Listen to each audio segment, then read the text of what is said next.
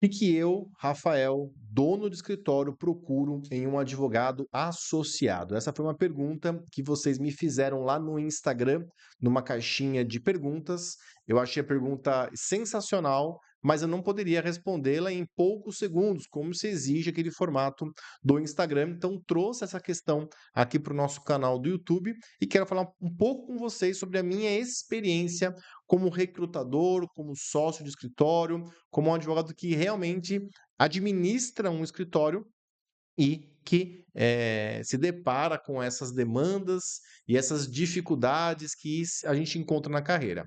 A primeira qualidade que a gente busca em um bom advogado associado é a confiabilidade, é realmente ter caráter, é saber o que você o que você quer ser e andar na linha reta.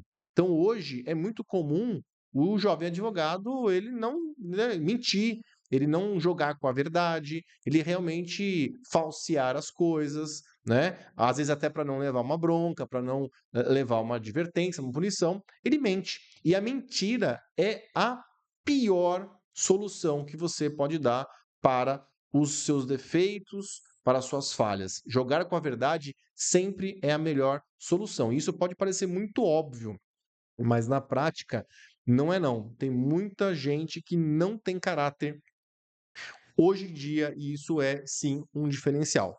O segundo ponto que eu busco em um advogado associado é a capacidade de escrita. É realmente ter uma capacidade de colocar no papel uma ideia. Isso pode parecer muito básico, muito óbvio, mas eu repito, não é.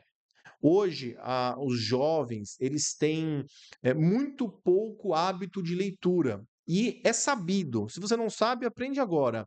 Para você escrever bem, não basta você conhecer as regras gramaticais, as regras de ortografia. Você tem que saber colocar uma ideia no papel de uma forma inteligível. E para isso, o melhor caminho é lendo. E quando eu falo ler, não é ler livros de direito, esses manuais que pouca coisa colaboram com o seu aprendizado. Eu estou falando de ler livros de literatura.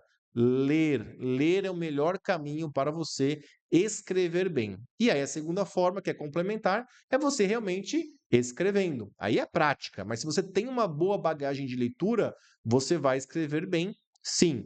A questão é que hoje os jovens não leem mais. Então, você pergunta para um jovem hoje, quantos livros você leu num ano? Muitos vão responder que nenhum. E desculpa, manual de direito nem é livro para essa finalidade aqui, tá? É para consulta. Não é livro que vai aumentar o seu vocabulário, que vai aumentar a sua capacidade de escrita, a sua cultura. Então, tem que ler livros de literatura. Quem não lê, fica para trás. Hoje é difícil você encontrar um jovem com um livro na rua, porque não existe mais esse hábito de ler, tá certo? Muitas vezes um jovem ele vai ler um livro a cada 2, 3 anos. Isso aí é impensável. Quem lê muito escreve bem, tá certo? E o advogado tem que saber escrever. Vai chegar um momento na sua carreira, se Deus quiser, que você vai poder pegar uma habilidade sua e usá-la ao máximo, como por exemplo, captação de clientes. Tem advogado que é muito ruim escrevendo, mas é bom em audiência. Não importa, no começo você tem que ser bom escritor. Você tem que escrever bem. E escrever bem requer uma habilidade surreal, não é tão fácil. Porque escrever bem não é escrever difícil, e escrever bem não é escrever muito.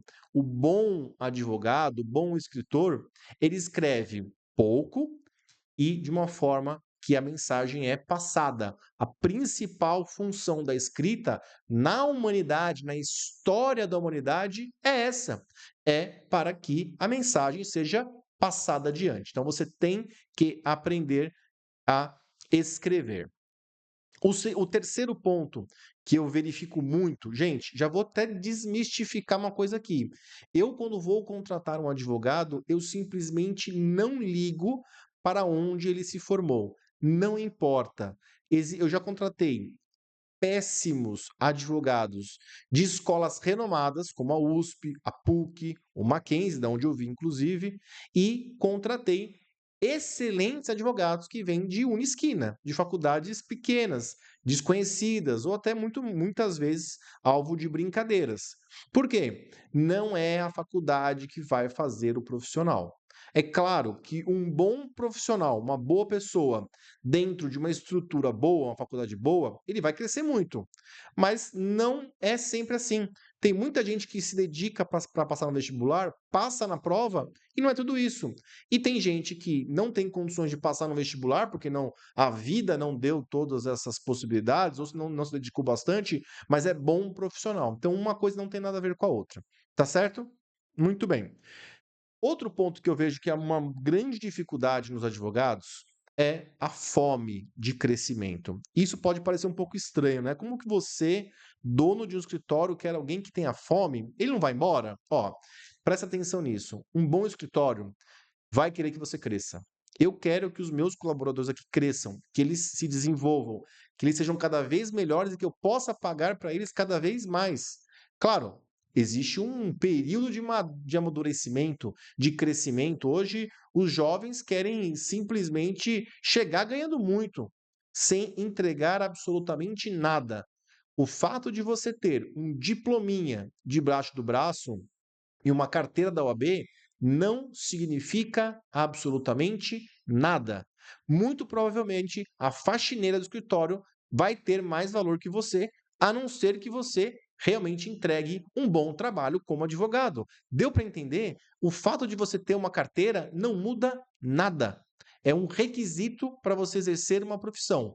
Agora, entre você ter a carteira da OAB e ser advogado, existe uma distância quilométrica. Tá legal? Então, pessoas que têm fome, elas querem melhorar, elas querem que o escritório cresça e elas devem ser bem remuneradas por isso. Mas não espere o contrário. Não espere ser bem remunerado para que você então seja produtivo. É o contrário. No mundo, qualquer coisa que você vai fazer vai ser assim. Primeiro você é produtivo, você entrega para o mundo, depois o mundo te devolve. E é claro, eu sei que vai ter gente falando o seguinte: "Ai, mas minha prima trabalha no escritório que não valoriza ela". Tá bom, se você está entregando muito e você está recebendo pouco, a solução para você é pegar suas coisas e ir embora e ir buscar um lugar onde haja esse reconhecimento, tá certo?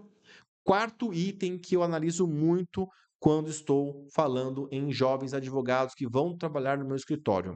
Eu gosto de funcionário que veste a camisa. Então, eu gosto de ir lá no Instagram dele, Instagram profissional, obviamente, e ter lá a equipe Paiva e André. Eu gosto. Isso para mim é um indício de que ele está vestindo a camisa, de que ele realmente gosta de trabalhar naquele escritório e que ele quer fazer parte daquilo. Isso é fundamental. Então, quem veste a camisa tem o meu respeito, tá certo? Agora, a gente tem que levar em consideração também que isso não chega a ser um requisito, tá? Mas é algo que eu acho que é um diferencial. Não é porque você é um advogado associado que você não vai se ligar em captar clientes. Então, o advogado associado pode captar clientes ou para si ou para o próprio escritório onde ele trabalha. Então, por exemplo, aqui no Paiva e André, nós temos um programa de valorização deste tipo de associado.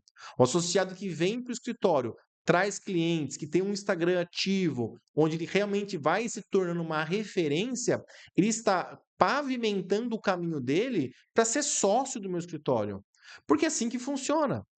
Você, quando você é um bom captador, você se torna uma autoridade, quando as pessoas passam a te procurar por aquilo que você demonstra nas redes sociais, tenha certeza, é um caminho para você se tornar sócio de um bom escritório. E todos os escritórios são assim. O caminho mais fácil para você se tornar sócio é você ser um advogado que traz clientes, né? E aí, quando você vai se tornar uma referência, isso é muito bom. Tem escritório que não gosta que o associado ele tenha um Instagram ativo. Ele não gosta que ele realmente eh, vá se tornando uma referência na área dele. E isso eu considero uma grande bobagem. Eu, pelo contrário, eu quero que se torne uma referência e continue trabalhando comigo.